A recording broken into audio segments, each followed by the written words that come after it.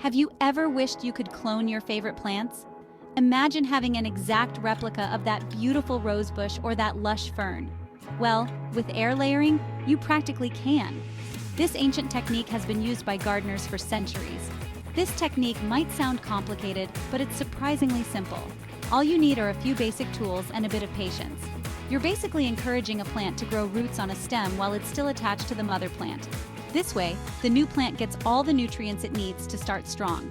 It's like giving your plant a head start on growing a whole new version of itself.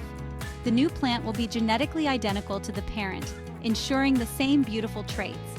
Air layering is a fantastic way to propagate new plants, especially those that are difficult to grow from cuttings.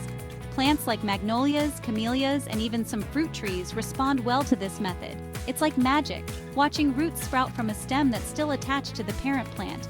The transformation is truly fascinating. And the best part? It's not just for expert gardeners, anyone can do it. With a little guidance, even beginners can achieve great results. Think of it like this. You're giving a piece of your plant a little encouragement to strike out on its own. It's a rewarding process that brings you closer to nature. With a little care and attention, you'll be rewarded with a brand new plant, ready to thrive in your garden. It's a wonderful way to expand your green space and share the joy of gardening.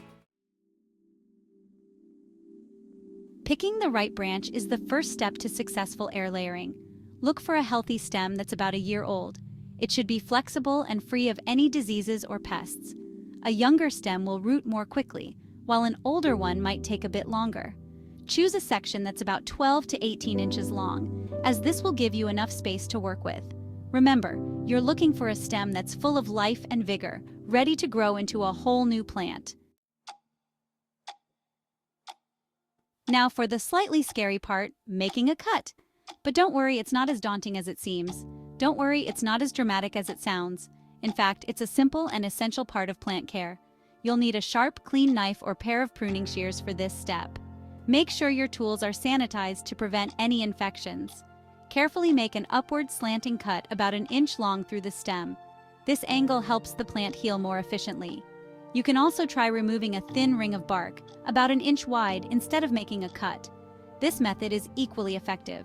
This interrupts the flow of nutrients, encouraging the plant to focus on growing roots at that spot. It's a clever trick to boost root development. Whichever method you choose, be gentle and work slowly to avoid damaging the stem. Patience and care are key to successful plant surgery. Section 4. Rooting hormone. A little help never hurts. This step is optional, but using rooting hormone can significantly increase your chances of success. Rooting hormone contains special chemicals that encourage root development. You can find rooting hormone in powder or liquid form at most garden centers. Simply dip the wounded end of your stem into the hormone, following the instructions on the package. It's like giving your plant a little boost, helping those roots to sprout faster and stronger.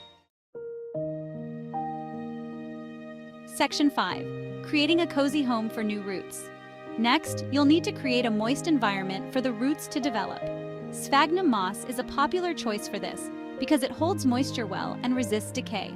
Soak the moss in water for a few minutes, then squeeze out any excess. Wrap the moss around the wounded area of the stem, forming a ball about the size of a tennis ball. Secure the moss in place with plastic wrap or aluminum foil. This will help keep the moisture in and create a mini greenhouse effect.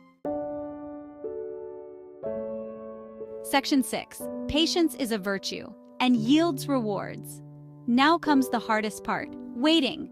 It will take several weeks for the roots to develop. Check on your air layering every week or so to make sure the moss is still moist.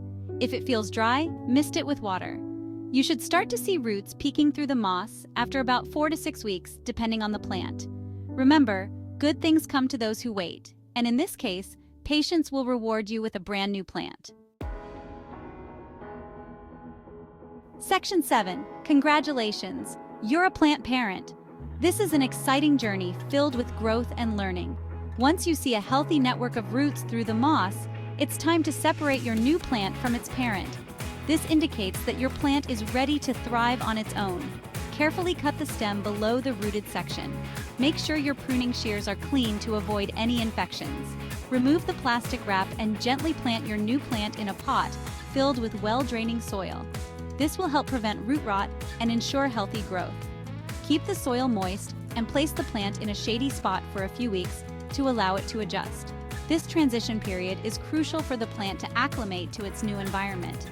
Air layering is a rewarding technique that allows you to propagate even the most challenging plants. It involves creating a new plant while it's still attached to the parent plant. Give it a try on your favorite shrubs, trees, or houseplants and see what amazing new plants you can create. With patience and care, you'll soon have a thriving collection of beautiful plants.